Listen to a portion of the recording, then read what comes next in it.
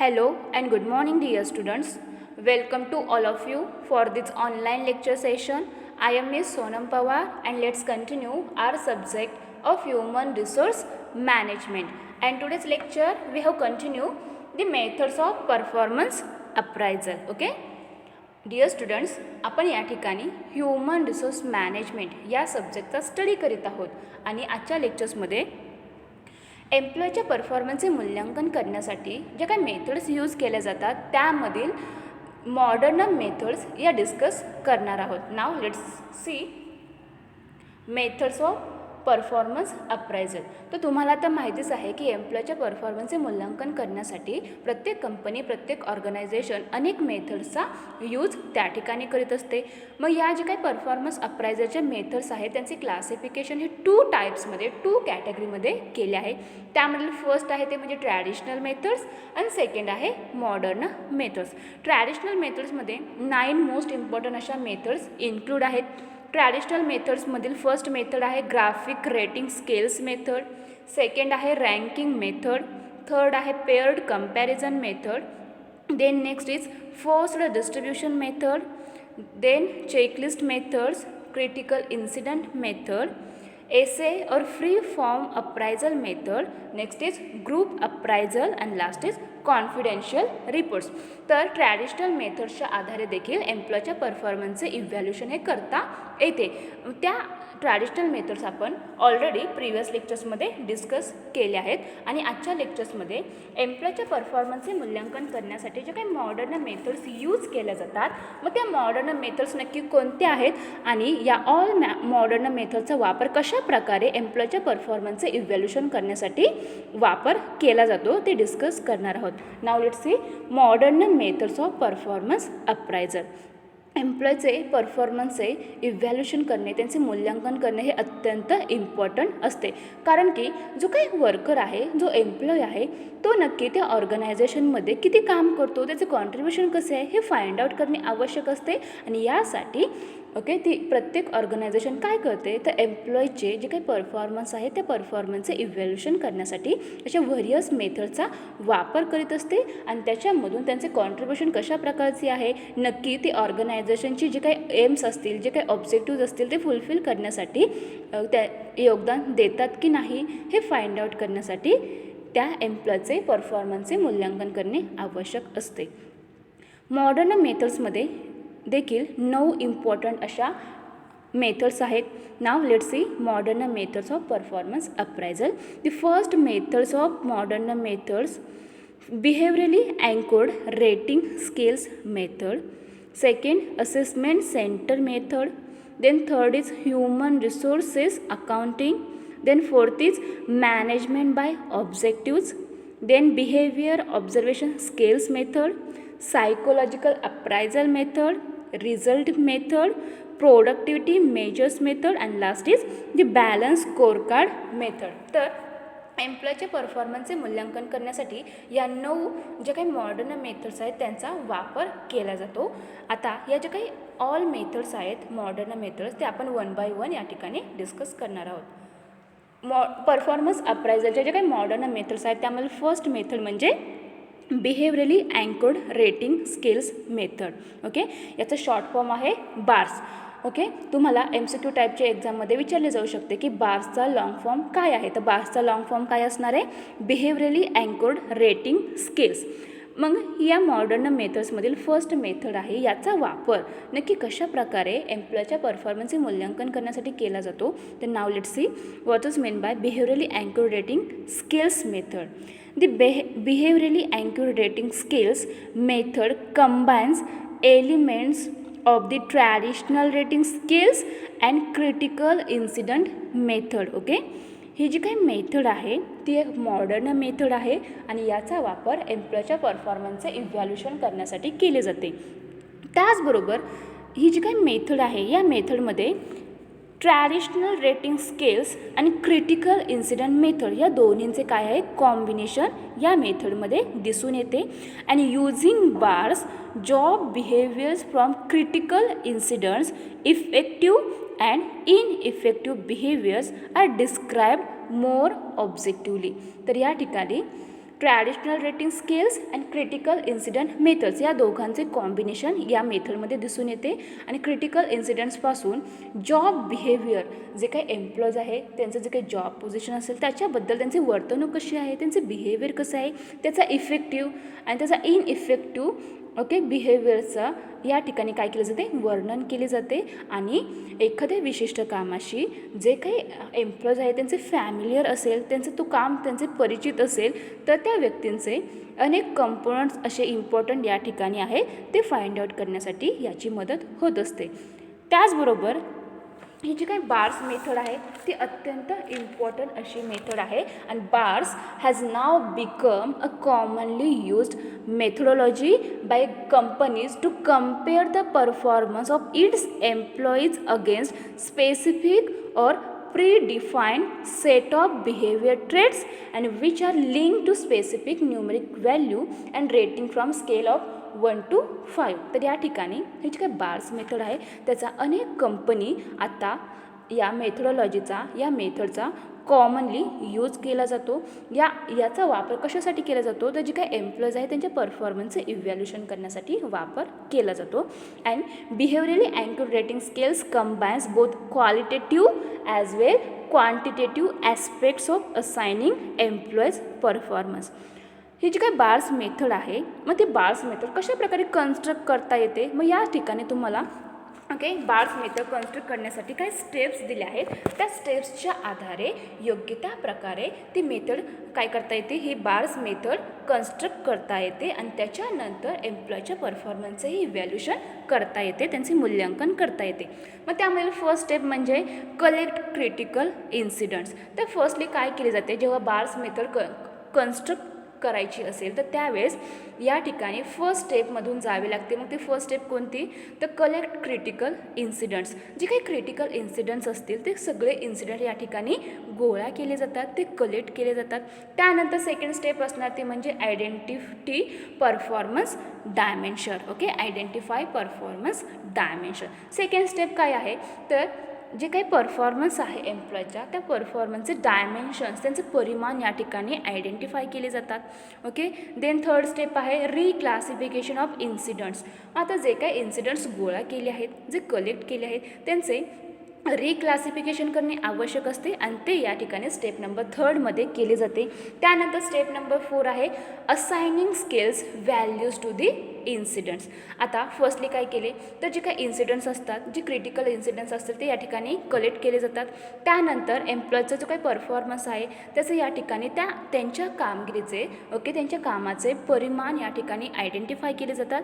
त्यानंतर all incidence हे जे कलेक्ट केलेले असतात त्यांचे रिक्लासिफिकेशन केले जाते. आणि रिक्लासिफिकेशन केल्यानंतर जे काही इन्सिडंट्स आहेत त्या इन्सिडंट्सला त्या घटनांच्या आधारे त्यांचे जे काही स्किल्स असतील, त्यांची जे काही व्हॅल्यूज असतील ते असाइनिंग करण्याचे काम केले जाते. आणि लास्ट नंबरची स्टेप आहे ते म्हणजे प्रोड्युसिंग द फायनल इन्स्ट्रुमेंट. आणि या सर्व स्टेप झाल्यानंतर जी लास्ट स्टेप असते ती म्हणजे जे काही फायनल इन्स्ट्रुमेंट असतील ते फायनल इन्स्ट्रुमेंट या ठिकाणी प्रोड्यूस केली जाते. आणि या 5 स्टेप्सच्या आधारे ही जी काही बार्स मेथड आहे ती बार्स मेथड कन्स्ट्रक्ट केली जाते. आणि त्यानंतर एम्प्लॉईच्या परफॉर्मन्सचं योग्य त्या प्रकारे मूल्यांकन इव्हॅल्युएशन हे करता येते. त्याचनंतर परफॉर्मन्स अप्रायझलचे आपण जे काही मॉडर्न मेथड्स या ठिकाणी डिस्कस करीत आहोत त्यामधलं सेकंड मेथड आहे असेसमेंट सेंटर मेथड. मॉडर्न मेथड्समधील जी सेकंड मेथड आहे ती आहे असेसमेंट सेंटर मेथड. ही देखील अत्यंत इम्पॉर्टंट मेथड आहे आणि परफॉर्मन्स अप्रायझलमधील मॉडर्न मेथड आहे. आता असेसमेंट सेंटर ही जी काही मेथड आहे त्याचा वापर एम्प्लॉईच्या परफॉर्मन्सचे इव्हॅल्युएशन करण्यासाठी कशा प्रकारे केला जातो नक्की, त्याचं इम्प्लिमेंटेशन कशा प्रकारे केले जाते. तर असेसमेंट सेंटर मेथड म्हणजे नक्की काय, तर assessment centre this method of appraising was first applied in the German army in 1930. तर फर्स्टली लक्षात ठेवा की ही जी काही असेसमेंट सेंटर मेथड आहे ती एक मॉडर्न मेथड आहे या परफॉर्मन्स अप्रायझलमधील. आणि या असेसमेंट सेंटर मेथडचा फर्स्टली यूज ही जी काही मेथड आहे ती कोणत्या ठिकाणी अप्लाय करण्यात आली, तर जर्मन आर्मीमध्ये 1930मध्ये ही असेसमेंट सेंटर फर्स्टली अप्लाइड केली. Then business and industrial houses started using this method. आणि त्यानंतर जे काही बिझनेस असतील, जे इंडस्ट्रियल हाऊसेस असतील, त्यांनी असेसमेंट सेंटर यूज करण्यास स्टार्ट केले. This is not a technique of performance appraisal by itself. Okay, लक्षात ठेवा की this is not a technique of performance appraisal by itself. In fact it is a system or organization and where assessment of several individuals is done by various experts by using various techniques. तर लक्षात ठेवा की ही modern मेथडमधील second method आहे, ती म्हणजे assessment centre method. या मेथडचा firstly apply कोणत्या ठिकाणी झाला, तर जर्मन आर्मीमध्ये 1930मध्ये त्याचे फर्स्टली अप्लाय करण्यात आली, ती लागू करण्यात आली. त्यानंतर बिझनेस आणि इंडस्ट्रियल हाऊसिंगने या मेथड्स यूज करण्यास स्टार्ट केली. हे स्वतःचे परफॉर्मन्सचे मूल्यांकन करण्यासाठीचं काही टेक्निक नाही, तर खरं तर ही एक सिस्टम आहे किंवा एक ऑर्गनायझेशन आहे, ज्यामध्ये अनेक एम्प्लॉयचे, अनेक व्यक्तींचे मूल्यांकन हे विविध एक्सपर्ट्सच्या द्वारे, विविध टेक्निक्सच्या द्वारे त्यांचा यूज करून केले जाते. आणि या मेथड्समध्ये अनेक गोष्टी या इन्क्लूड्स आहेत. This techniques includes the method discuss in this chapter in addition that is in the basket, role playing, case studies, stimulation exercises, structured insight, transactional analysis, etc. तर यामध्ये in basket method, role playing, case studies, stimulation म्हणजे उत्तेजना देणे, त्याबद्दलचे जे काही exercises असतील त्या, स्ट्रक्चर्ड इनसाइट, ट्रान्झॅक्शनल ॲनालिसिस, व्यवहार कसा केले पाहिजे त्याचे विश्लेषण, या अनेक गोष्टी यामध्ये असेसमेंट सेंटर्समध्ये इन्क्लूड असतात. आणि याचा वापर एम्प्लॉयच्या परफॉर्मन्सचे मूल्यांकन करण्यासाठी केला जातो. त्यानंतर परफॉर्मन्स अप्रायझलचे जे काही मॉडर्न मेथड्स आहेत त्यामधील थर्ड मेथड आहे human resources accounting. Human resources accounting ही देखील अत्यंत इम्पॉर्टंट अशी मेथड आहे. ही एक मॉडर्न मेथड आहे आणि याचा वापर एम्प्लॉयच्या परफॉर्मन्सचे इव्हॅल्युएशन करण्यासाठी केले जाते. आता ह्युमन रिसोर्सेस अकाउंटिंग म्हणजे नक्की काय, त्याचा वापर कशाप्रकारे एम्प्लॉयच्या परफॉर्मन्सचे मूल्यांकन करण्यासाठी करता येते. तर human resource accounting deals with the cost of and contribution of human resources to the organisation. आता जी काही ऑर्गनायझेशन आहे, जी काही संघटना आहे, त्या ऑर्गनायझेशनची मेन असेट कोण असते, तर ह्युमन रिसोर्स. मग त्या ह्युमन रिसोर्सने त्या ऑर्गनायझेशनची जी काही ऑब्जेक्टिव्ज असतील, त्यांची जी काही उद्दिष्टे असतील ते अचीव करण्यासाठी ती टाईम टू टाईम कंप्लीट करण्यासाठी ह्युमन रिसोर्स त्या ठिकाणी कॉन्ट्रीब्यूट करीत असतो, त्यांचे योगदान त्या ठिकाणी देत असतो. मग या ह्युमन रिसोर्स अकाउंटिंगमध्ये काय केले जाते, तर ऑर्गनायझेशनचे जे काही ऑब्जेक्टिव्ज आहेत ते अचीव करण्यासाठी जे काही ह्युमन रिसोर्स त्या ठिकाणी कॉन्ट्रीब्युशन करतो, त्याचं जे काही योगदान देतो ते योगदान आणि या ह्युमन रिसोर्ससाठी त्या ऑर्गनायझेशनला जो काही खर्च करावा लागतो तो खर्च, या दोन्ही गोष्टी या ह्युमन रिसोर्स अकाउंटिंगमध्ये त्या ठिकाणी फोकस केली जाते. त्या दोन गोष्टींवरती लक्ष केंद्रित केले जाते आणि त्याच्या दोन गोष्टीवरतीच त्या ह्युमन रिसोर्सचे परफॉर्मन्सचे इव्हॅल्युएशन करता येते. Cost of the employee includes cost of manpower planning, recruitment, selection, induction, placement, training, development, wages and benefits. आता जे काही एम्प्लॉईज आहेत त्या एम्प्लॉयसाठी कोणत्या गोष्टींसाठी खर्च करावा लागतो, मग त्या नक्की कोणत्या गोष्टी आहेत, तर यामध्ये एम्प्लॉईज मिळविणे. मग तो मिळवण्यासाठी फर्स्टली जी काही ऑर्गनायझेशन आहे ती रिक्रुटमेंट प्रोसेस इम्प्लिमेंट करीत असते. मग त्या रिक्रुटमेंट प्रोसेससाठी त्या ऑर्गनायझेशनला खर्च करायला लागतो. त्याचबरोबर त्या ह्युमन रिसोर्स योग्य त्या प्रकारे नियोजन करणे आवश्यक आहे. मग ते प्लॅनिंग करण्यासाठी त्यांना खर्च करावा लागतो. आता जे एम्प्लॉईज रिक्रूट केलेले असतात त्या रिक्रूट केलेल्या एम्प्लॉयमधून योग्य तो एम्प्लॉय सिलेक्ट करायचा असेल तर त्यासाठी सिलेक्शन प्रोसिजर आवश्यक असते. मग त्या सिलेक्शन प्रोसिजरसाठी खर्च करावा लागतो. देन त्यानंतर जे एम्प्लॉय सिलेक्ट केले आहे ज्यांची निवड झाली आहे त्यांच्यासाठी इंडक्शन प्रोग्राम ऑर्गनाईज करावा लागतो. देन त्यांची प्लेसमेंट योग्य त्या ठिकाणी करावी लागते. देन आता जे एम्प्लॉयज सिलेक्ट केलेले असतात ज्यांची अपॉइंटमेंट झालेली ठरलेली असते मग त्यांना त्याचं काही काम करणार आहे त्यांचं ट्रेनिंग देणे आवश्यक आहे. मग त्या कामाचे प्रशिक्षण देण्यासाठी देखील काय करायला लागते, त्या ऑर्गनायझेशनला ट्रेनिंग प्रोग्राम ऑर्गनाईज करायला लागतो. त्या एम्प्लॉयच्या डेव्हलपमेंटसाठी ऑर्गनायझेशनला काही पॉलिसीज ठरवावे लागतात. लागतात. त्याचबरोबर जे काही एम्प्लॉईज आहे तो एम्प्लॉईज फक्त त्या ऑर्गनायझेशनमध्ये काम करणार आहे का, तर नाही. ते जो काही काम करणार आहे त्या कामाचा मोबदला त्याला दिला पाहिजे. मग त्यासाठी ती ऑर्गनायझेशन त्याला वेजेस किंवा सॅलरीज पेड करते आणि त्याचबरोबर अजून अदर बेनिफिट्स देखील त्या एम्प्लॉईजला प्रोव्हाइड केली जातात आणि या सर्व गोष्टींसाठी त्या ऑर्गनायझेशनला खर्च करावा लागतो. Okay. Then employee contribution is the money value of employee services which can be measured by labor productivity or value added by human resources. आता ती काय ऑर्गनायझेशन आहे, ती ऑर्गनायझेशन फक्त त्याने खर्चच करावा पाहिजे का? जरी खर्च केला तर त्याच्यामधून त्या ऑर्गनायझेशनला देखील आउटपुट मिळणे आवश्यक आहे. मग त्यांचे त्या एम्प्लॉईचे कॉन्ट्रीब्युशन त्या ठिकाणी जास्त असणे आवश्यक आहे. मग यामधून जे काही एम्प्लॉई आहे ते एम्प्लॉईचं कॉन्ट्रीब्युशन कसे आहे, ओके, त्यांचा परफॉर्मन्स कसा आहे ते मेजरमेंट करणे आवश्यक असते आणि त्याच्यासाठी त्या लेबर प्रोडक्टिव्हिटी किती आहे, ओके, याच्या आधारे त्या एम्प्लॉईचे कॉन्ट्रीब्युशन योग्य त्या प्रकारे या ठिकाणी मेजरमेंट केली जाते, त्यांचे मोजमाप केले जाते. Cost of human resources may be taken as standard. Okay, cost of human resources may be taken as standard and employee performance can be measured in terms of employee contribution to the organization. मग हा जो काय employee आहे त्याच्या परफॉर्मन्सचे कशाप्रकारे measurement केले जाते, तर त्या एम्प्लॉईचे त्या ऑर्गनायझेशनसाठी कॉन्ट्रीब्युशन कशाप्रकारे आहे, त्यांचे योगदान कसे आहे, याच्या माध्यमातून त्या एम्प्लॉईचा परफॉर्मन्स या ठिकाणी मोजमाप केला जातो. Employee performance can be taken as positive when contribution is more than the cost and performance can be viewed as negative if cost is more than contribution. आता जो काय एम्प्लॉई आहे त्या एम्प्लॉईचं परफॉर्मन्स या ठिकाणी ओके मूल्यांकन केले जाते, त्यांचं इव्हॅल्युएशन केले जाते. मग ते आयदर पॉझिटिव्ह असू शकते आयदर निगेटिव्ह असू शकते. मग पॉझिटिव्ह जो काही एम्प्लॉईचा परफॉर्मन्स आहे तो कधी असणार आहे, तर जी काही ऑर्गनायझेशन आहे त्या ऑर्गनायझेशनचं जी काही कॉस्ट असेल त्या कॉस्टपेक्षा त्या एम्प्लॉईचं परफॉर्मन्स जास्त असेल तर त्यावेळेस काय असणार आहे, ते पॉझिटिव्ह असणार आहे. आणि कॉस्टपेक्षा त्या एम्प्लॉईचा जे काही कॉन्ट्रीब्युशन आहे ते कमी असेल तर ते निगेटिव्ह असू शकते. म्हणून अशा प्रकारे पॉझिटिव्ह आणि निगेटिव्ह असे दोन्ही त्या एम्प्लॉईचे कॉन्ट्रीब्युशन असते. Positive performance can be measured in terms of percentage of excess of employee contribution and over the cost of employee.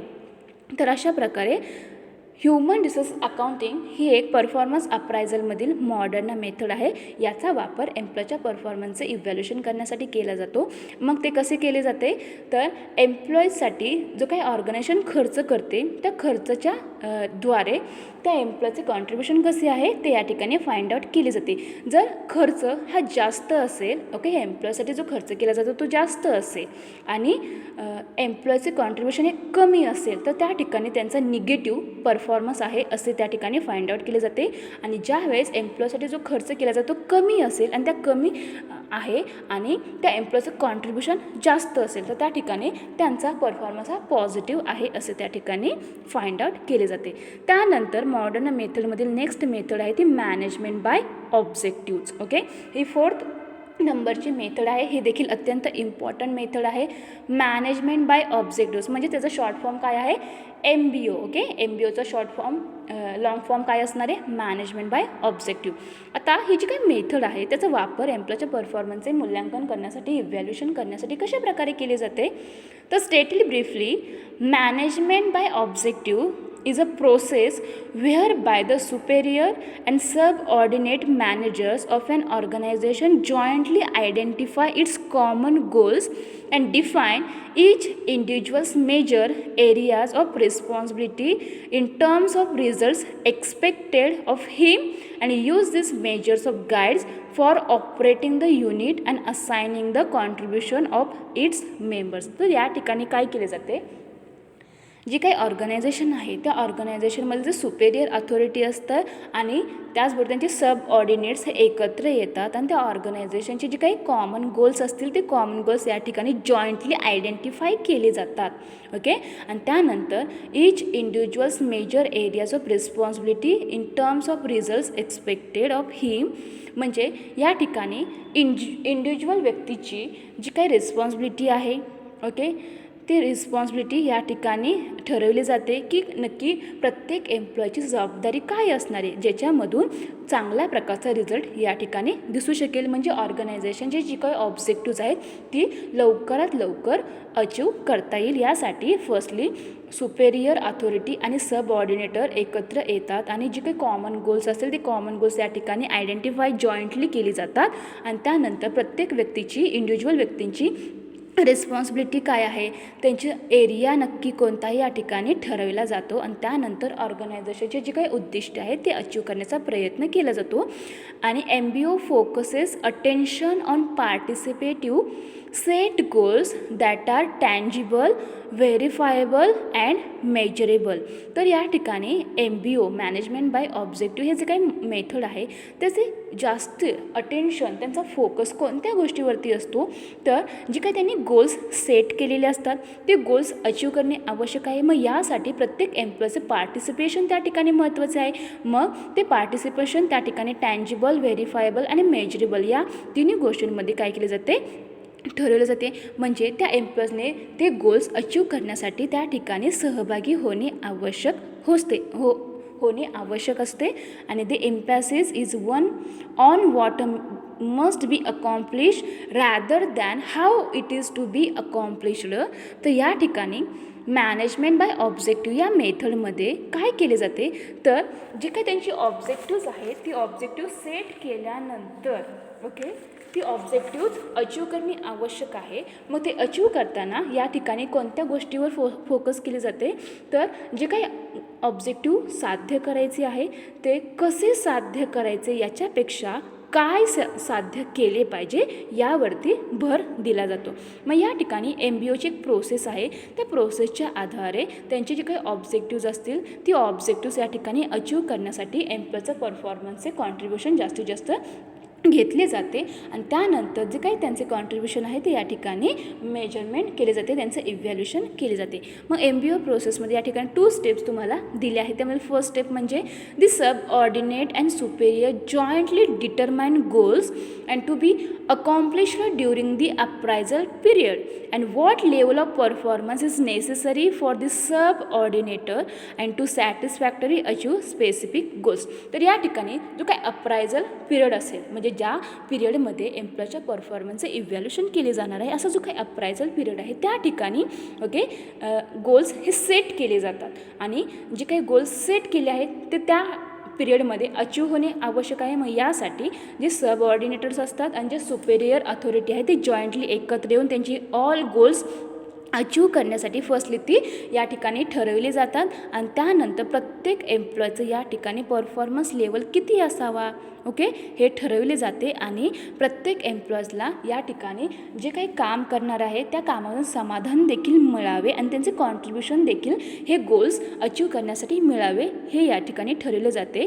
And during the appraisal period, आणि जो काही अप्रायझल पिरियड आहे या कालावधीमध्ये जे superior and subordinate update and alter goals as necessary due to changes in the business environment. तर या appraisal पिरियडमध्ये या कालावधीमध्ये जो काही बिझनेस आहे त्या बिझनेस एन्व्हायरमेंटमध्ये जर काही बदल झाला, त्याच्यामध्ये काही चेंजेस झाले, तर त्याच्यानुसार हे त्यांनी एकत्र येऊन जे काही गोल्स सेट केलेले असतात त्याच्यामध्ये या ठिकाणी चेंजेस केले जातात आणि त्यानुसार ते गोल्स अचीव करण्याचा प्रयत्न केला जातो. आणि both superior and subordinate jointly discuss whether the subordinate achieve the goals or not. आणि त्यानंतर काय केले जाते, तर जे काही सबऑर्डिनेटर्स आहेत, जे काही आणि सुपेरियर अथॉरिटी आहे ती एकत्र येऊन पुन्हा डिस्कस करतात की जे काही त्यांची गोल्स सेट केलेली होती ती नक्की सबऑर्डिनेटर्सने अचीव केले की नाही. आणि जर ती अचीव केली नसतील तर त्याचे रिझन्स काय आहेत की जे सेट केलेले गोल्स आहेत ते अचीव का करू शकले नाहीत, नक्की काय त्या ठिकाणी प्रॉब्लेम आला, ते रिझन्स या ठिकाणी आयडेंटिफाय केले जाते. तर अशा प्रकारे या ठिकाणी उद्दिष्ट ठरवले जाते आणि उद्दिष्ट ठरवल्यानंतर ती उद्दिष्ट टाईम टू टाईम त्या पिरियडमध्ये अचीव करण्यासाठी प्रयत्न केला जातो आणि त्या एम्प्लॉयचे परफॉर्मन्स त्या ठिकाणी जास्त राहावे, त्यांनी कॉन्ट्रीब्युशन द्यावे यासाठी देखील प्रयत्न केला जातो. आणि त्याच्यानंतर जर ती जी काही ऑब्जेक्टिव्ह ठरवलेली आहे ती अचीव झाली असतील किंवा झाली नसतील तर ते का झाली नाही त्याचे रिझन्स फाइंड आउट केले जाते. आणि जर अचीव झाली असेल तर ते कशा प्रकारे झाले, त्या ठिकाणी कोणत्या एम्प्लॉयने जास्त प्रमाणे परफॉर्मन्स केला याचे मूल्यांकन त्या ठिकाणी केले जाते. त्यानंतर नेक्स्ट मेथड आहे behaviour observation scales method. Okay, behaviour observation scales ही परफॉर्मन्स अप्रायझलमधील एक मॉडर्न मेथड आहे. याचा वापर देखील एम्प्लॉयच्या परफॉर्मन्सचे मूल्यांकन करण्यासाठी केले जाते. आता ही जी काही मेथड आहे त्याचा वापर कशा प्रकारे केला जातो की जेणेकरून एम्प्लॉयच्या परफॉर्मन्सचे इव्हॅल्युएशन करता येईल. तर the appraiser under this method measures how frequently each of the behavior has been observed, and appraiser plays the role of observer rather than a judge and provides the feedback to the appraisee continuously. तर या ठिकाणी लक्षात ठेवा की एम्प्लॉयच्या performance evaluation करणारा जो असतो त्याला अप्रायझर असे म्हटले जाते. ओके, त्याला अप्रायझर असे म्हटले जाते. मग हा जो काही अप्रायझर आहे या मेथडच्या आधारे त्या एम्प्लॉयच्या परफॉर्मन्सचे मूल्यांकन करीत असतो. मग ते कशा प्रकारे करतो, तर हा जो अप्रायझर आहे तो काय करतो, तर जो काय एम्प्लॉय आहे त्या एम्प्लॉयचे ते ज्या ठिकाणी काम करतात, ओके, त्यांचा जो काही परफॉर्मन्स आहे ते मेजर करण्यासाठी, त्यांचं मोजमाप करण्यासाठी त्यांचे कामाबद्दलचं जे काही बिहेवियर आहे, त्यांची जी काही वर्तणूक आहे त्याच्यावरती ते ऑब्झर्वेशन ठेवतात. म्हणजे त्यांचे निरीक्षण या ठिकाणी केले जाते. आणि appraiser plays the role of observer rather than a जज and provide the feedback to the appraisee continuously. हे जे काही अप्रायझर आहे ते काय करतात, तर या ठिकाणी जे काही एम्प्लॉईज आहे त्यांचं बिहेवियर कसं आहे याच्यावरती या ठिकाणी ऑब्झर्वेशन ओके केले जाते. आणि अप्रायझर या ठिकाणी जजची भूमिका प्ले करण्यापेक्षा ऑब्झर्वरची भूमिका या ठिकाणी प्ले करीत असतो. आणि त्याच्यानंतर एम्प्लॉयच्या परफॉर्मन्सचे ओके जो अप्रायझर आहे तो जजची भूमिका प्ले करण्यापेक्षा ऑब्झर्वेचा रोल या ठिकाणी प्ले करीत असतो. आणि जे एम्प्लॉईज आहे त्या एम्प्लॉईज कशा प्रकारे काम करतात, ओके, त्यांचं बिहेवियर त्या ठिकाणी कसे आहे याचे ऑब्झर्वेशन केले जाते. आणि त्यानंतर हे जे काही अप्रायझर आहे ते जे एम्प्लॉईज आहे त्या एम्प्लॉयचा बिहेवियरविषयी जो काही फीडबॅक असेल तो फीडबॅक देखील त्या अप्रायझीला कंटिन्युअसली पद्धतीने प्रोव्हाइड केला जातो. ओके, या ठिकाणी दोन गोष्टी लक्षात ठेवायचं आहे की हा जो काही बिहेवियर ऑब्झर्वेशन स्किल्स आहे या मेथडमध्ये काय केले जाते, तर जो काही एम्प्लॉईज आहे ते एम्प्लॉयचं बिहेवियर कसं आहे या ठिकाणी त्यांचे ऑब्झर्वेशन केले जाते की नक्की त्या ठिकाणी काम करताना त्यांचं वर्तणूक कशी असते. ओके, त्यांचं ऑब्झर्वेशन केले जाते. आणि ऑब्झर्वेशन केल्यानंतर जे काही अप्रायझर आहे ते अप्रायझर त्या अप्रायझीला म्हणजे त्या एम्प्लॉईला त्यांच्या बिहेवियरविषयी जो काही फीडबॅक असेल तो फीडबॅक देखील त्या ठिकाणी प्रोव्हाइड करीत असतात. ही जी काही बिहेवियर ऑब्झर्वेशन स्किल्स मेथड आहे त्याचा ओके या मेथडचा जास्त वापर कोणत्या ठिकाणी केला, तर Satyam computers, Infosys, doctor Reddy's lab, त्यानंतर डायटन हॅडसन ओके ही मेथड एम्प्लॉयच्या परफॉर्मन्सचे ओके इव्हॅल्युएशन करताना याचा वापर करीत असतात. And bars as this method maintains objectivity, differentiates good performers from poor performers, provides feedback and identify training needs better than those chosen by other methods. तर या ठिकाणी या मेथडचा वापर कशासाठी केला जातो, ओके, तर यामध्ये जी का त्यांची ऑब्जेक्टिव्हिटी आहे ती ऑब्जेक्टिव्हिटी मेंटेन करता यावी. त्यानंतर गुड परफॉर्मन्स कोण आहे, पुअर परफॉर्मन्स कोण आहे, ओके, या दोघांमधील फरक समजावा यासाठी या मेथडचा वापर केला जातो.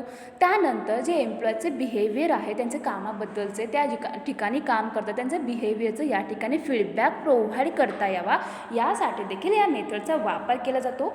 And then identify training needs better than those chosen by other methods. तर त्यानंतर आता त्या एम्प्लॉयच्या बिहेवियरचं ऑब्झर्वेशन केल्यानंतर त्यामधील गुड परफॉर्मन्स कोण आहे, पुअर परफॉर्मन्स कोण आहे, ओके, त्यामधील फरक समजत असतो. मग त्यानंतर त्या एम्प्लॉईजना ट्रेनिंगची गरज आहे का, ओके, हे देखील फाइंड आउट करण्यासाठी या मेथडचा वापर एम्प्लॉयच्या परफॉर्मन्सचे इव्हॅल्युएशन करताना केली जाते. त्यानंतरची नेक्स्ट मेथड आहे सायकोलॉजिकल अप्रायझल मेथड. ओके, ही परफॉर्मन्स अप्रायझलची एक मॉडर्न मेथड आहे ज्याचा वापर एम्प्लॉयच्या परफॉर्मन्सचे इव्हॅल्युएशन करताना केले जाते. Then psychological appraisal methods means what, psychological appraisals are conducted to assess the employees potential. Okay, psychological appraisals are conducted to assess the employees potential. तर या ठिकाणी काय केले जाते, जे एम्प्लॉईज आहे ते एम्प्लॉईची स्ट्रेंथ किती आहे, त्यांची क्षमता जी काय आहे, ओके, ती क्षमता त्यांचे मूल्यमापन योग्यता करता येण्यासाठी या सायकोलॉजिकल अप्रायझल या मेथडचा वापर केला जातो. And then psychological appraisals consist in depth interview, psychological test, consultations and discussion with the employees, discussion with the superiors, subordinates and peers and review of other evaluation. तर या ठिकाणी काय केलं जातो, या सायकोलॉजिकल अप्रायझलमध्ये ओके एम्प्लॉयच्या परफॉर्मन्सचं इव्हॅल्युएशन करण्यासाठी या मेथडचा वापर केला जातो. मग सायकोलॉजिकल अप्रायझल या मेथडच्या आधारे त्याच्या बेसिसवरती कशा प्रकारे एम्प्लॉयच्या परफॉर्मन्सचं इव्हॅल्युएशन करता येऊ शकते. तर या ठिकाणी जो काही एम्प्लॉईज आहे त्या एम्प्लॉयची सायकोलॉजी जाणून घेणे अत्यंत आवश्यक असते. ओके, त्यांची क्षमता कशी आहे, त्यांची पोटेन्शियलिटी कशी आहे हे जाणून घेणे आवश्यक आहे. यासाठी त्यांचा डेप्थ इंटरव्ह्यू घेतला जातो. त्याचबरोबर काही सायकोलॉजिकल टेस्ट या ठिकाणी घेतल्या जातात. त्यानंतर जे काही एम्प्लॉईज आहे त्या एम्प्लॉईजबरोबर डिस्कशन केली जाते, अनेक गोष्टींवरती चर्चा केली जाते. त्याचबरोबर त्यांच्याबरोबर कन्सल्टेशन देखील या ठिकाणी केली जाते. देन जे काही सुपेरियर्स आहेत, जे सब ऑर्डिनेटर्स असतात किंवा जे पियर्स असतात यांच्याबरोबर डिस्कशन देखील केली जाते. आणि त्यानंतर त्यांचं जे काही अदर इव्हॅल्युएशन असेल, ओके, त्यांचा रिव्ह्यू देखील या सायकोलॉजिकल अप्रायझलमध्ये घेतला जातो. And evaluation is conducted in the areas of employees intellectual ability. आता हे जे काही इव्हॅल्युएशन या ठिकाणी कंडक्ट केले जाते, मग ते कोणत्या एरियाजद्वारे कंडक्ट केली जाते, कोणत्या एरियामध्ये कंडक्ट केले जाते, तर जे काही एम्प्लॉईज आहेत, जे एम्प्लॉई कर्मचारी आहेत त्यांची इंटेलेक्च्युअल ॲबिलिटी, त्यांची बौद्धिक क्षमता किती आहे, ओके, ते हे या ठिकाणी त्यांचं इव्हॅल्युएशन कंडक्ट केले जाते. त्यानंतर emotional stability, motivational responses, reasoning and analytical abilities, interpretation and judgment skills, sociability, employees ability and to comprehend the events and ability to foresee the future. तर अशा अनेक एरियाद्वारे त्या एम्प्लॉयचं इव्हॅल्युएशन या ठिकाणी कंडक्ट केली जाते. आणि सायकोलॉजिकल अप्रायझल मेथड ही अत्यंत इम्पॉर्टंट मेथड आहे, कारण की यामधून जे काही एम्प्लॉईज आहे त्या एम्प्लॉयची क्षमता, ओके, त्यांची पोटेन्शियलिटी किती आहे, कशी आहे हे फाइंड आउट या ठिकाणी होत असते. आणि त्याच्यामधून एम्प्लॉयच्या परफॉर्मन्सचं इव्हॅल्युएशन योग्य त्या प्रकारे करता येऊ शकते. And these psychological appraisal results are useful for decision making about employees placement, career planning and development and training and development. ही जी काही सायकोलॉजिकल अप्रायझल मेथड आहे त्या एम्प्लॉई मेथडचा हेल्प कोणत्या गोष्टींसाठी होऊ शकते, तर जे एम्प्लॉईज आहे ते एम्प्लॉईचं प्लेसमेंट करायचे असेल, त्यांचं करिअर प्लॅनिंग करायचे असेल, त्यांची डेव्हलपमेंट करायची असेल, किंवा त्यांना कोणत्या कामाचे ट्रेनिंग द्यायचं आहे, कोणत्या कामाचे ट्रेनिंग नाही द्यायचे, ओके, या सर्व गोष्टींविषयी योग्य त्या डिसिजन घ्यायचं असेल तर ते योग्य त्या प्रकारे डिसिजन घेता यावा यासाठी या सायकोलॉजिकल अप्रायझल मेथडचा त्या ठिकाणी यूज केला जातो. आणि सायकोलॉजिकल अप्रायझल देखील अत्यंत इम्पॉर्टंट अशी या परफॉर्मन्स अप्रायझलमधील मॉडर्न मेथड आहे. देन नेक्स्ट मेथड आहे रिझल्ट मेथड. ओके, हे रिझल्ट मेथड म्हणजे नक्की काय, तर organisation of the contemporary periods evaluate employees performance based on accomplishments they achieve rather than based on the behavioural factors or threats. आता result method ही एक modern method आहे आणि ती एक परफॉर्मन्स अप्रायझलमधील मेथड आहे. मग या रिझल्ट मेथडच्या आधारे कशा प्रकारे एम्प्लॉयच्या परफॉर्मन्स इव्हॅल्युएशन करता येऊ शकते, तर रिझल्ट मेथडमध्ये काय केले जाते, तर organisation of the contemporary periods, जो काही कंटेम्पररी पिरियड असेल त्या पिरियडमध्ये जे काही ऑर्गनायझेशन आहे ते एम्प्लॉयच्या परफॉर्मन्सचं इव्हॅल्युएशन करीत असते. आणि employee accomplishments include sales turnover, number of units produce, number of customers serve, number of complaint settle and the like. And यामध्ये काय केले जाते, जे काही एम्प्लॉईज आहेत त्या एम्प्लॉयच्या परफॉर्मन्सचे मूल्यांकन करायचे असेल तर त्यासाठी त्या एम्प्लॉयचे अकॉम्प्लिशमेंट्स या ठिकाणी चेक केले जाते. त्यांनी जो काही त्यांचा कंटेम्पररी पिरियड आहे त्या कालावधीमध्ये त्यांनी किती अचिव्हमेंट मिळवली आहे त्याच्या आधारे त्याचा जो काही रिझल्ट असेल त्या बेसिसवरती त्या एम्प्लॉयच्या परफॉर्मन्सचं इव्हॅल्युएशन हे करता येते. मग एम्प्लॉईज अकॉम्प्लिशमेंट्समध्ये अनेक गोष्टी इन्व्हॉल्व आहेत, म्हणजे जो काही सेल्स टर्नओव्हर आहे त्या सेल्स टर्नओव्हरचं या ठिकाणी ओके मदत होत असते. त्यानंतर जो काही एम्प्लॉईज आहे त्या एम्प्लॉईजने त्या कंटेम्पररी पिरियड्समध्ये किती युनिट्स प्रोड्यूस केले त्याचे नंबर्स या ठिकाणी काउंट केले जातात. त्यानंतर जे काही कस्टमर्स आहेत ओके त्या कस्टमर्सच्या सर्व्हिसेस ओके, कशी प्रोव्हाइड केली, त्यानंतर किती कस्टमर्स या ठिकाणी सर्व केले, त्यांचे नंबर्स या ठिकाणी फाइंड आउट केले जातात.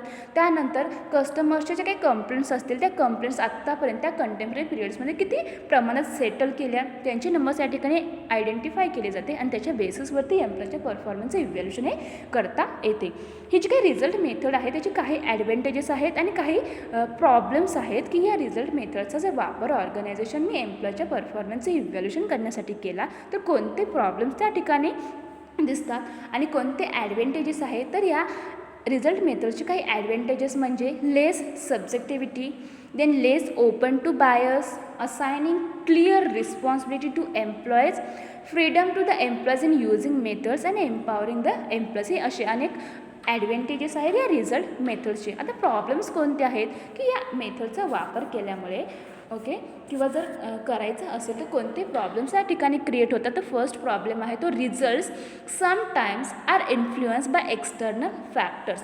तर या रिझल्ट मेथडचा वापर जर ऑर्गनायझेशनने एम्प्लॉयच्या परफॉर्मन्सचं इव्हॅल्युएशन करण्यासाठी केला तर जो काही रिझल्ट येणार आहे ओके त्याचा परिणाम ओके एक्सटर्नल फॅक्टर्सवरती होऊ शकतो and which are beyond the control of employees.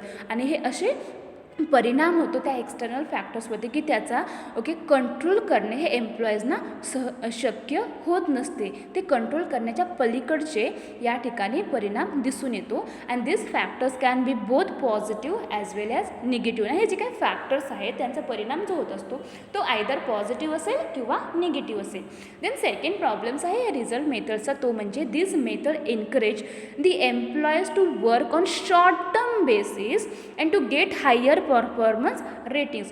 तर हा जो काही पिरियड आहे कंटेम्पररी पिरियड्स यामध्ये हा जो काही एक शॉर्ट टर्म पिरियड असतो आणि या पिरियडमध्येच ते एम्प्लॉईज काय करतात चांगल्या प्रकारे हायर रेटने परफॉर्मन्स करण्याचा प्रयत्न करतात आणि या शॉर्ट टर्म पिरियडमध्येच फक्त एम्प्लॉईजना एनकरेज करण्यासाठी ओके त्यांना प्रोत्साहित करण्याचे काम होत असते. लाँग टर्मसाठी कोणताही फायदा या मेथडचा होत नाही हा याचा प्रॉब्लेम आहे.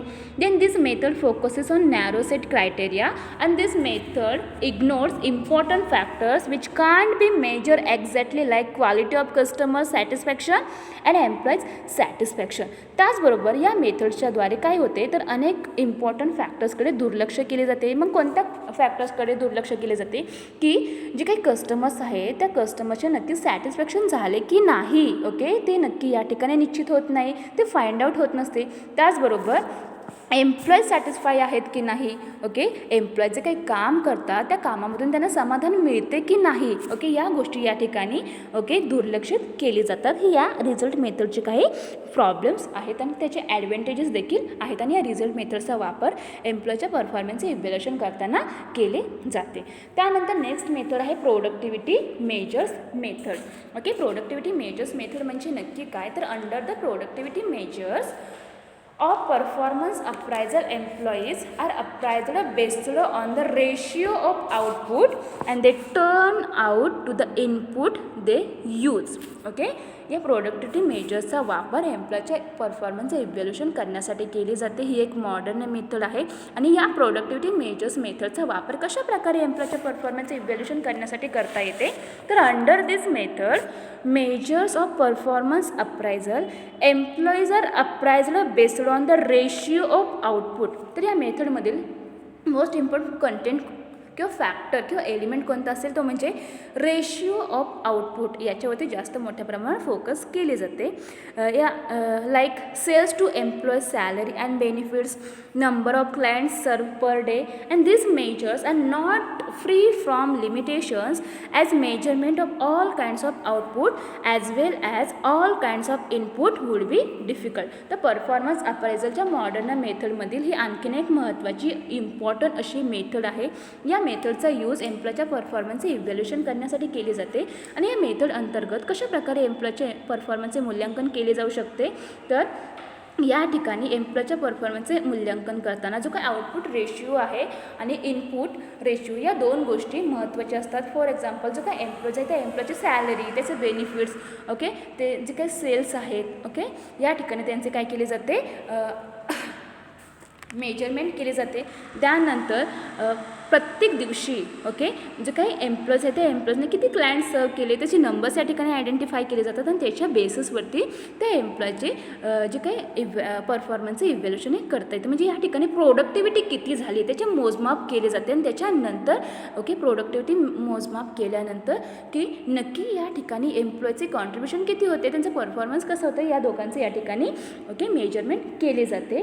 आणि सर्व प्रकारचे इनपुट्स व आउटपुट्सचे मोजमाप करणे हे खूप कठीण असते.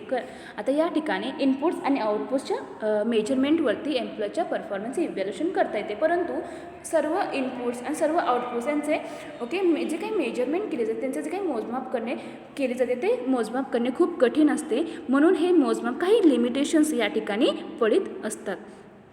त्यानंतर नेक्स्ट मेथड आहे म्हणजे the balance score card method. Performance अप्रायझरचे जे काही मॉडर्न मेथड्स आहेत त्यामध्ये लास्ट मेथड असणार आहे ती म्हणजे the balance score card method. या मेथडचा देखील वापर एम्प्लॉयच्या परफॉर्मन्सचे इव्हॅल्युएशन करताना केली जाते.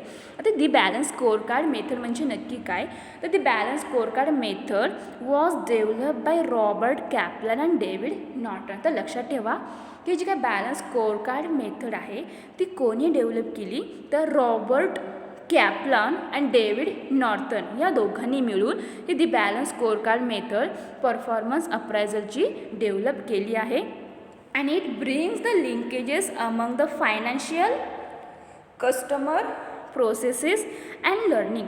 तर ही जी काही मेथड आहे त्या मेथडची लिंक कोणत्या गोष्टींशी आहे तर financial customer process and learning okay यांच्याशी त्यांचा संबंध येत असतो त्यांच्याशी त्यांची लिंक आहे. Learning and people management contribute to the enhancement of internal process. जर इंटरनल प्रोसेस एन्हान्स करायची असेल तर या ठिकाणी लर्निंग अँड पीपल मॅनेजमेंट या दोघांचे कॉन्ट्रीब्युशन असणे आवश्यक असते. त्याच्यानंतरच ती इंटरनल प्रोसेस योग्य त्या प्रकारे इन्हान्स होऊ शकते. आणि इंटरनल प्रोसेसमध्ये म्हणजे प्रोडक्ट डेव्हलपमेंट किंवा सर्व्हिसेस डेव्हलपमेंट एक्सेट्रा गोष्टी इन्क्लूड असतात.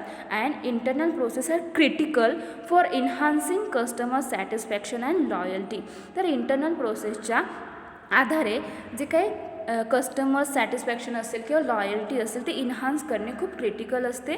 आणि customer satisfaction leads to customer value creation and which drives financial performance and profitability.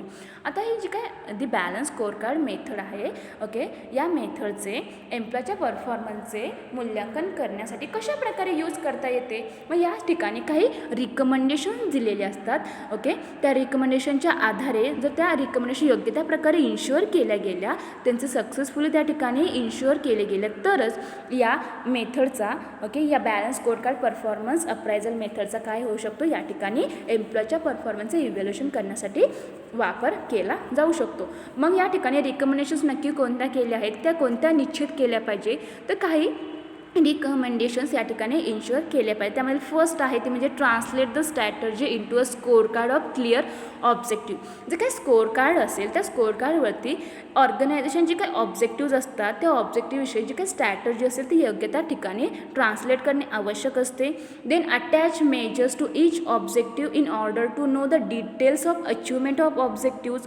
Then provide performance feedback based on measures. Then cascades scorecards to the lowest level employees in order to enable all employees and to understand how their jobs and duties are aligned with higher level goals and objectivity. Then empower employees for performance improvements and last is reassessing strategy.